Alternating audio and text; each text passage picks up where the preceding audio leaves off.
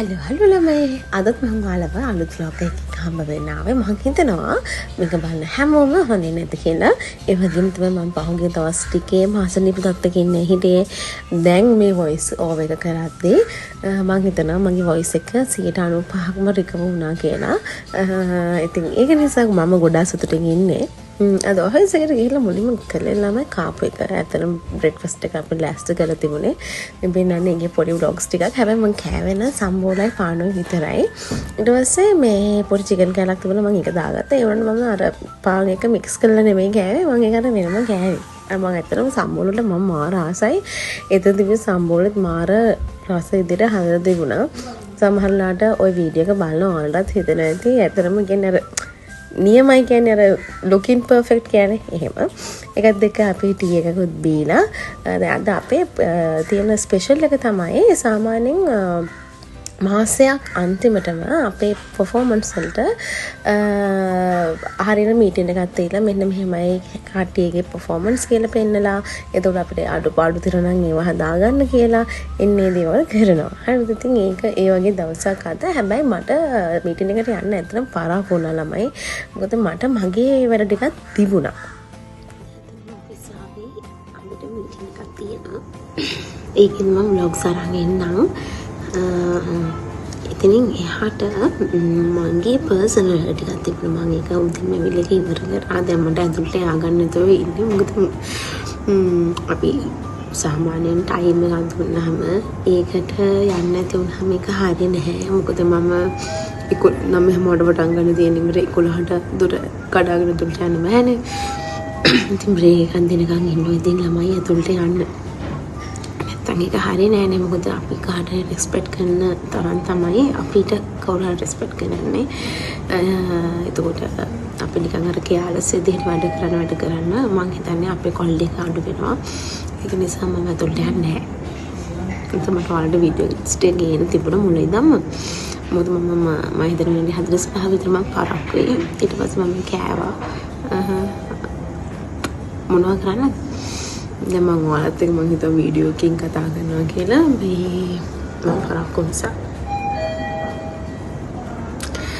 කලින් කිව්වා වගේ ඇත්තට මම පරක්කුයි. පරක්කුණාට කමන්නේ අපේ සර් කිව්වා මෙහෙමයි ආයෙන්න මේ රූම් එකට පරක්කුණාට කමක් නැහැ. මොකද ඔයාලට වැදගත් වෙන්න සෙෂන් එකක් තමයි යන්නේ කියලා. ඉතින් මාත්ෙන් ඔක්කොම ටික අකුලගෙන මම දැන් යන්න හදාන්නේ අපේ ප්‍රෝග්‍රෑම් එක තියෙන තැනට. මේ ඉතින් අහිංසක මම පරක්කුණා කියලා නොගින් හිටියොත් එහෙම ඒකත් මිස් වෙනවානේ.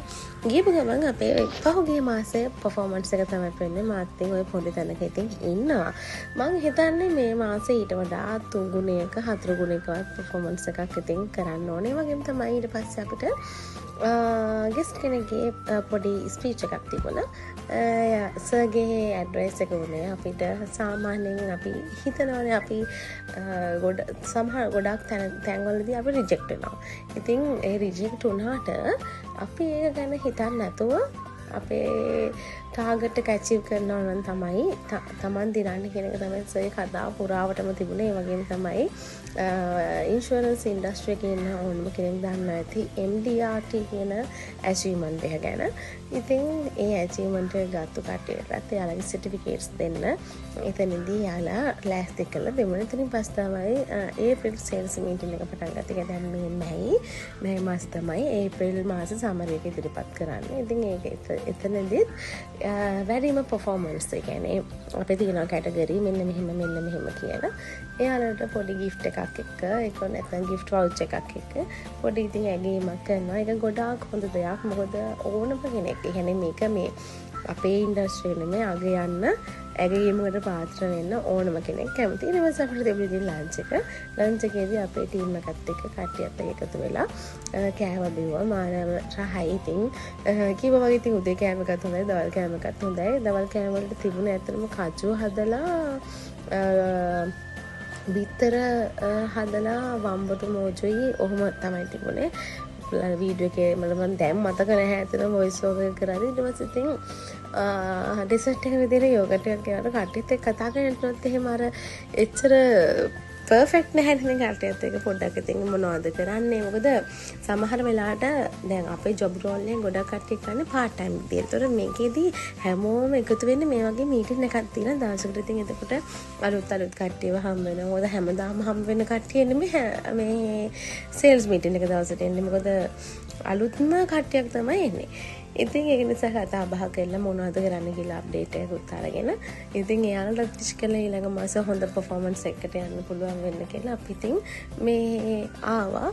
මොකද අපි මම නම් හිතන්නේ ඔෆිස් එකේ තියෙන ගොඩාක්ම හොඳ වටපිටාවක් තමයි හොඳ මේ අර අපිට අපි කියන්නේ මේ පොඩි ලොකු කට්ටිය හැමෝමම අපිට ආශ්‍රය කරන්න පුළුවන් හැම ගොඩාක් කට්ටිය එක ඉන්ඩස්ට්‍රි වල ඉන්නේ. ඒක නිසා හැමෝගෙම එක්ස්පීරියන්ස් එක ෂෙයා වෙනවා.